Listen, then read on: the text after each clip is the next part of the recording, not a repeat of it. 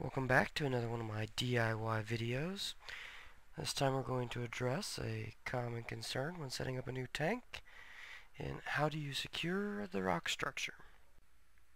When it comes to bonding the rock work for a new tank, I've tried a number of two-part epoxy putties, but the thing I found that works the best is pond foam. And you can see some of my other YouTube videos on the use of pond foam for a saltwater tank. What I've done here is I've actually taken a couple pieces of rock, I've bonded them with some pond foam, I just supported them, sprayed it in, and let it set for 24 hours. We're going to come back in now. You can see how it's kind of swelled into some odd shapes that don't match up, and start trimming away at the foam to follow the natural lines of the pieces of live rock we're joining. It does work best on a visual appeal for the human eye if you try to get live rock with the same kind of texture, shape, and general features. Bonding live rock that looks completely different isn't going to give you the effect that you want when we're done. Work your way around the foam using your hobby knife, a Dremel tool, pocket knife, or whatever else you want to use to cut it. It's pretty easy to cut at this point. And just take any parts out that stick out, that don't look natural, or that your eye locks on as just not kind of fitting the shape and design in front of you.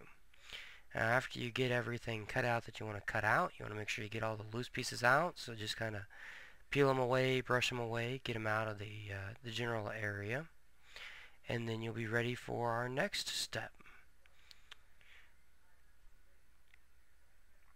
We're going to get our two-part epoxy. In this instance, we're using a 20-minute finish cure epoxy I picked up from a local hobby store. We'll mix that up, equal parts of hardener and resin, and then we're going to apply it with some cheap, inexpensive hobby brushes. Don't use a nice paintbrush, because once this stuff sets up, that brush is going to be totally and completely useless. I picked those up at a local hardware store. Make sure you cover all the areas real well where you've cut. You've exposed the inner surface so it is soft. It is very, very porous, and has a tendency to kind of flake off or turn to dust at this point. The outer surface really gives you the finished seal on a pond foam. While you're doing it, go ahead and get a little of the epoxy on the pieces of dry rock that you're joining together. This is going to allow you to put a little bit of your sand or finish medium on the rock to blend that finish in. It'll just make it look a little more natural than just a sudden texture change.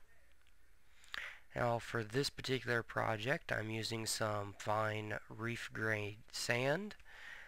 You can use the extremely fine sea floor, you can use the coarser grain. It's entirely up to you. I just go with what looks best compared to the rock that I tend to use. So that would be the fine sea floor grade aragonite sand. Make sure that I get it worked into all the cracks, that I cover all the epoxy, that I get in all the spots where I've put the epoxy on the dry rock too. Now, once we've got them both set, you can see how this is going to naturally kind of blend in. We'll let that set and dry for 24 to 48 hours.